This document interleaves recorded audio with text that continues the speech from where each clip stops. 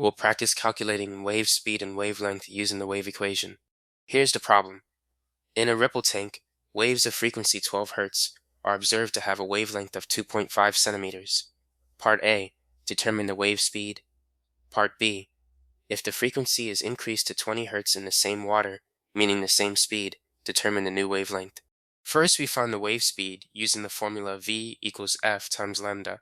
V equals 12 times 0.025, which gives 0.30 meters per second. Speed is a property of the medium, so it remains unchanged. Now we find the new wavelength using lambda equals V divided by F. Lambda equals 0.30 divided by 20, which gives 0.015 meters, or 1.5 centimeters.